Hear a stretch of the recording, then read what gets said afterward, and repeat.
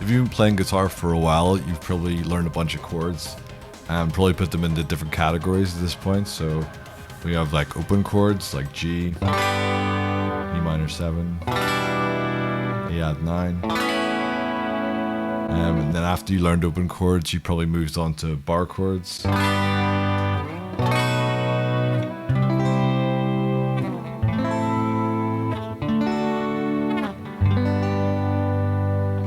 And then if you got into jazz or even looked into it a little bit, you might have played some chords like this.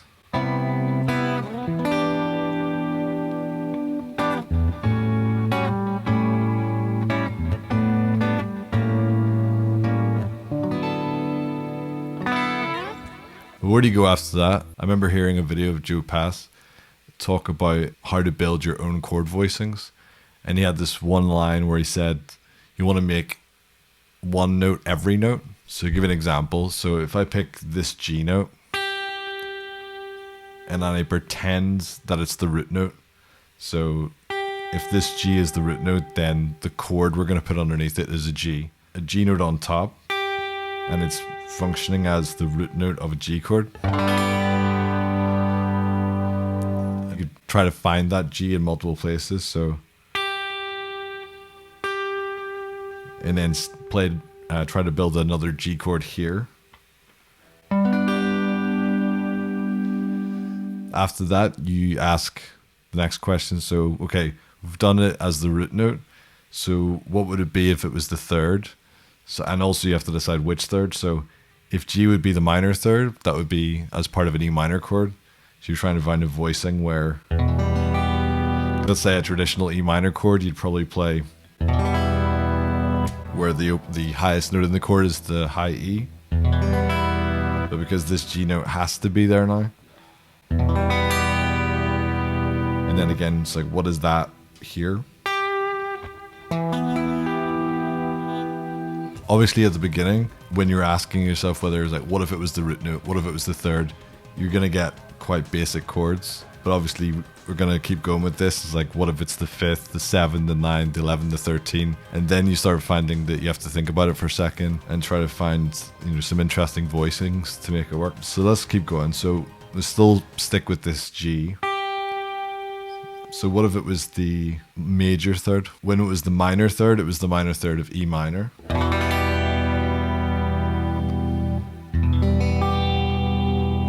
If it was the major third of E flat. So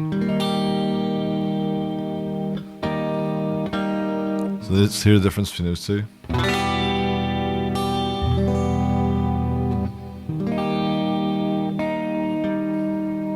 Then you can do it here.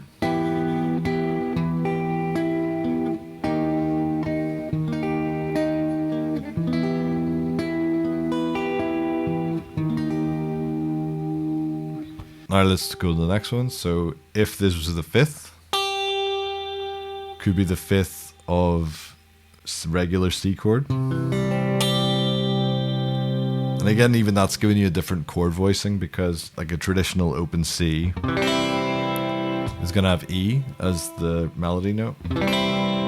So again, by putting a different note on top.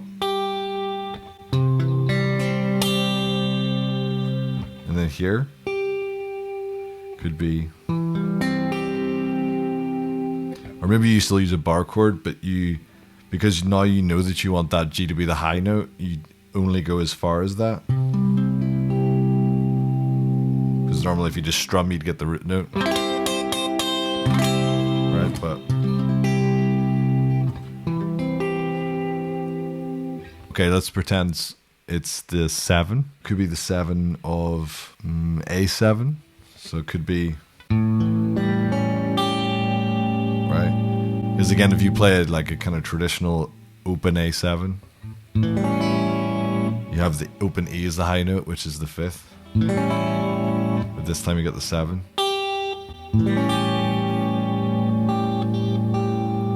And then here, or it could be as part of this bar. And then what if it was not the minor 7? Well, it's got a flat 7 on on a major chord. So what if the triad underneath was minor? So minor 7. Or here. Or what if it was the major 7 though? The major 7 of A flat. So see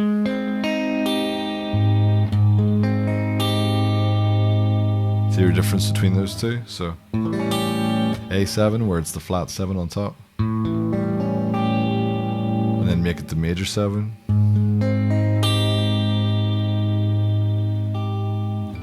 Okay, so those are the basic ones, like 1, 3, 5, 7. But let's keep going.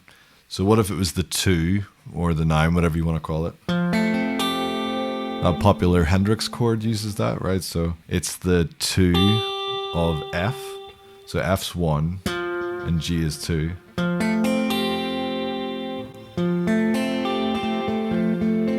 Same thing here. And you could play with the quality quite a bit. So this is just a basic triad with the 9 on top. Could be a minor triad with a 9 on top. Right, so that would change this to...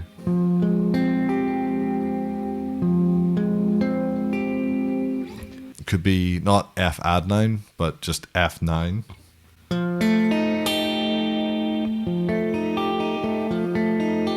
Or here. Or F major 9, a little bit tricky here.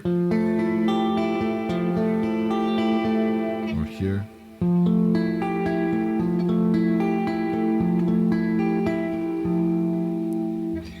Okay, what if it was the 4? It could be a basic sus4. So if G is 4, then D is 1. So it could be part of this. Or here.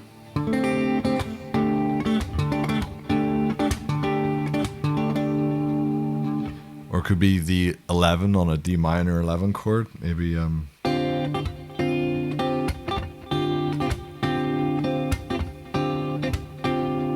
here.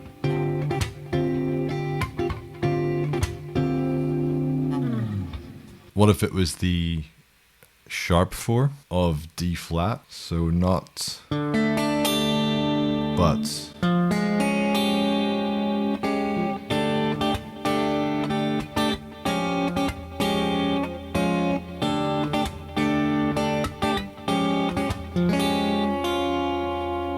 Or here.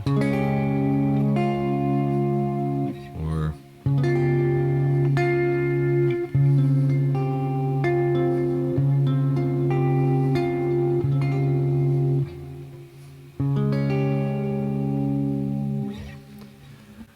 what have we not done? What if it was the 6 or the 13? So if G is 6, then B flat is 1.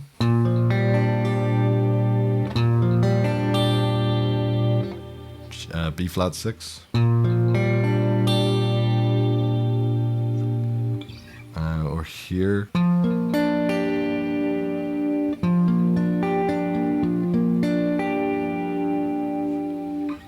And again, we could change the quality. So it could be minor, B flat minor 6.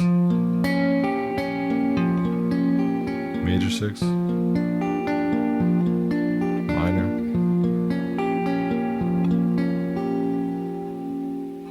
Could be a dominant chord, so it could be,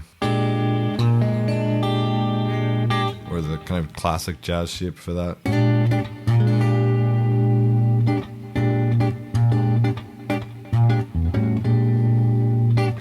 We could go through those colors again. We could go through the 9, 11, 13. We've already done the natural 11 or 4 plus the sharp 11. You could do flat 9 or sharp 9. Or flat 13. So let's do that. So if G was a sharp 9, for example, that's that classic kind of Hendrix.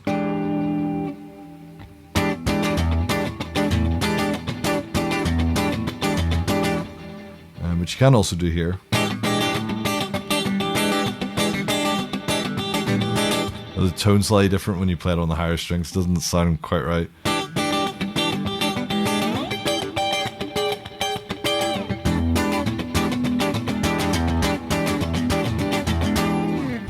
If it was the flat 9, the 1 would be F sharp. So that's you get these kind of diminished shapes. Or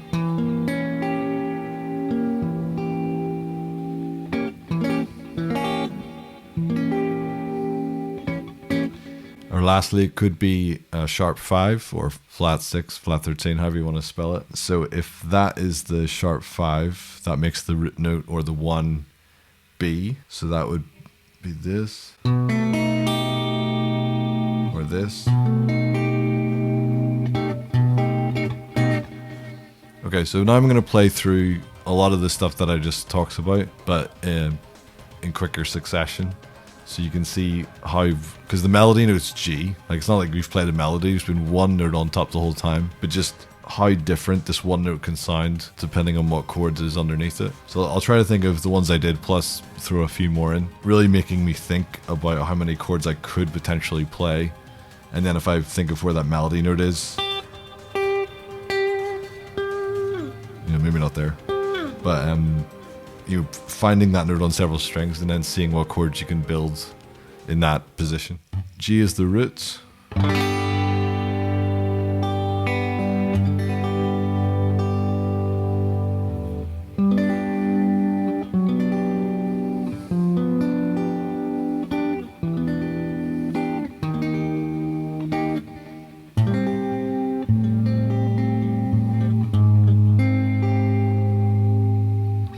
It's the 5th.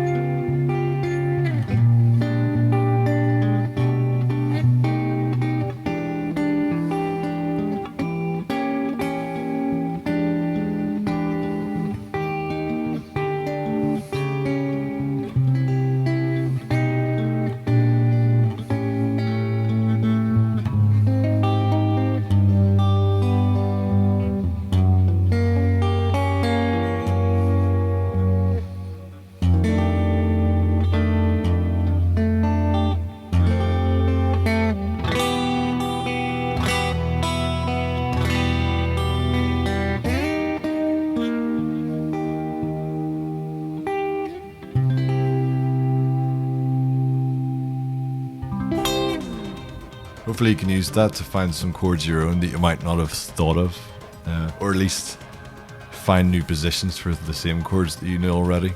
Alright, that's us. Thanks for watching. I'll see you next time.